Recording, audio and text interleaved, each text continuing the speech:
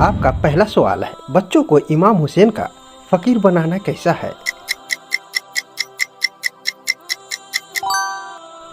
जवाब, मन्नत मांगकर बच्चों को इमाम हुसैन का फकीर बनाना, उनके गले में डोरा डालना या भीख मंगवाना जायज़ नहीं है। इस्लाम में अल्लाह के सिवा किसी और के नाम की मन्नत मानना दुरुस्त नहीं है। हजरत इमाम हुसैन की मोहब्बत का सही तरीका उनकी तालीमात और सुन्नत पर चलना है। आपका अगला सवाल, पीरियड की हालत में बीवी से हमबिस्तरी करना कैसा है?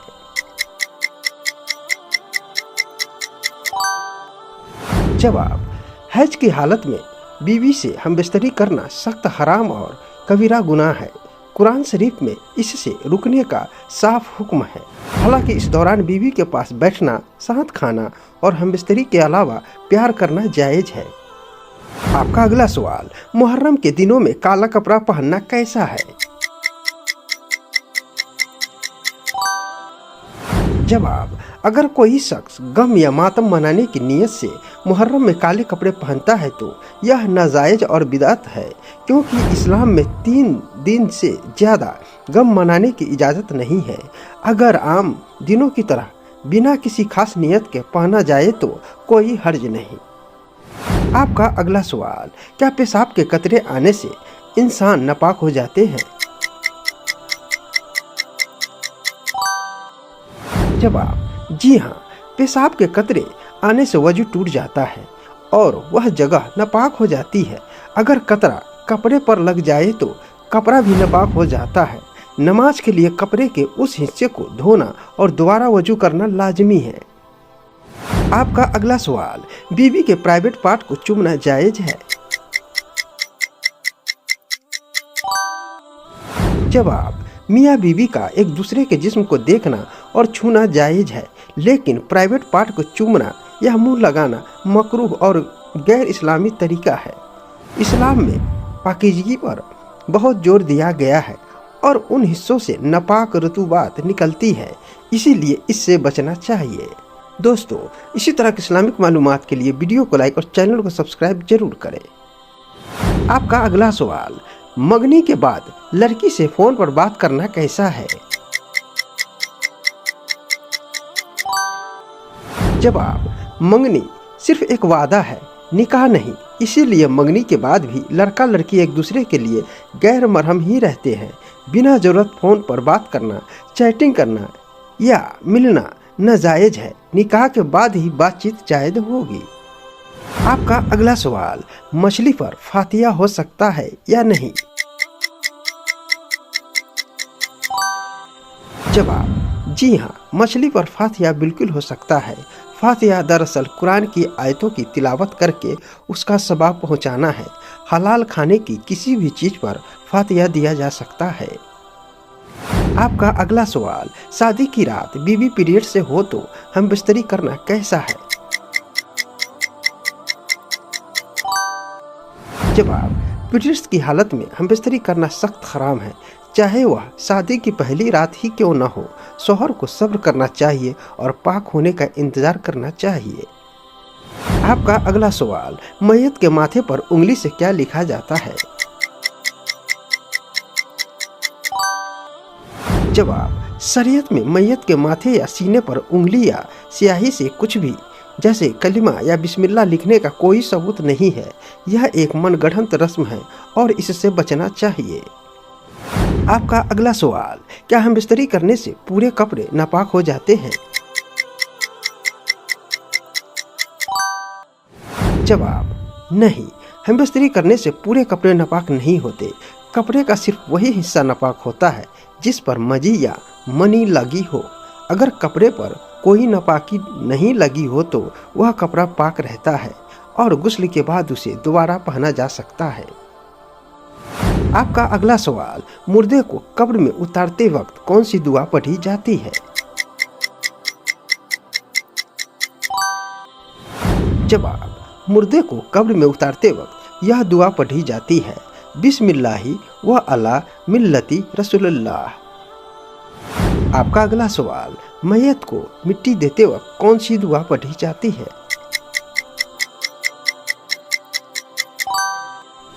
जवाब, मिट्टी देते वक्त 3 बार मिट्टी डाली जाती है और यह आयत पढ़ी जाती है।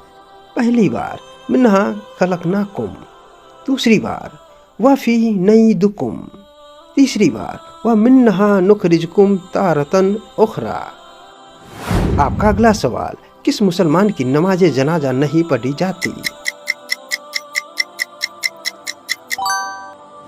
जवाब, जो शख्स खुले तौर पर इस्लाम का इनकार करे, अल्लाह और रसूल की शान में गुस्ताखी करे या डाका डालते वक्त या बगावत करते वक्त मारा जाए तो ऐसे शख्स की जनाजे की नमाज नहीं पढ़ी जाती।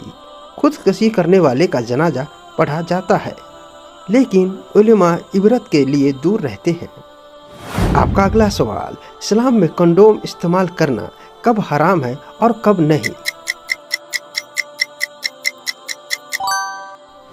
जवाब, जायज अगर बीवी कमज़ोर हो, बीमारी का डर हो या बच्चों की परवरिश के लिए वक्फा रखना हो तो आपसी रजामंदी से कंडोम का इस्तेमाल जायज है।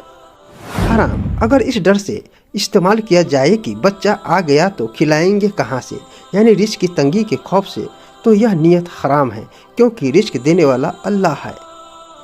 आपका अगला सवाल, नज़र उतारने का सबसे आसान तरीका क्या है?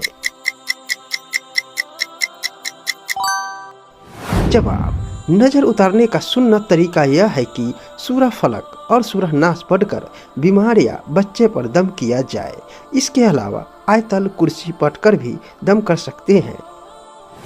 आपका अगला सवाल, टिश्यू पेपर या कागज से इस्तिंजा करना कैसा है?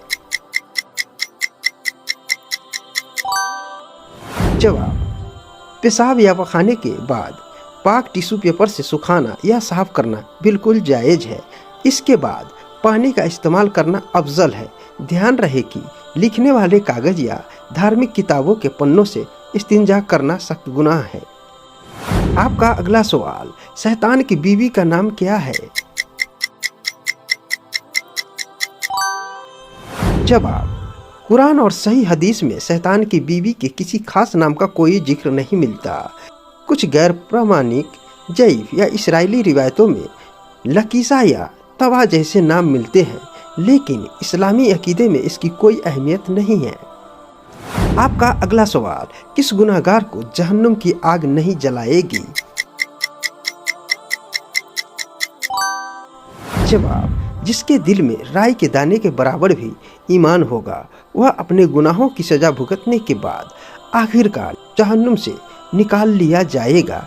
इसके अलावा हदीस के मुताबिक जो मुसलमान अल्लाह के खौफ से रोता है या जिसकी आंखें सरहद की हिफाजत में जागती है, उन पर आग हराम की गई है। आपका अगला सवाल, किस जानवर के जिस्म में शैतान का थूक शामिल है?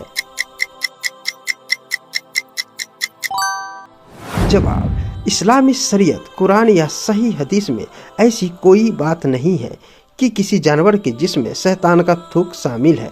यह अवाम में फैली हुई महज एक मनगढ़ंत और झूठी कहानी है। आपका अगला सवाल, क्या नींबू मिर्च लटकाने से सच में बलाएं टलती है? जवाब, नहीं। नींबू मिर्च लटकाना या काला धागा बांधना महज एक वहम और अंधविश्वास यानी शिरकिया अकीदा है। इस्लाम में यकीन सिर्फ अल्लाह की जात पर होना चाहिए। बलाएं और मुसीबतें सिर्फ अल्लाह के हुक्म और दुआओं से टलती है, नींबू मिर्ची से नहीं। आपका अगला सवाल, पेशाब पखाना रोककर नमाज पढ़ना कैसा है? जवाब, पेशाब या पखाने की शिद्दत होने पर नमाज पढ़ना मकरूह तहरीमी है। हदीस में इससे मना किया गया है क्योंकि इससे नमाज में ध्यान भटकता है। पहले हाजत से फारिग होना चाहिए, फिर सुकून से वजू करके नमाज पढ़नी चाहिए। दोस्तों, इसी तरह की इस्लामिक मालूमात के लिए वीडियो को लाइक और चैनल को सब्सक्राइब करें।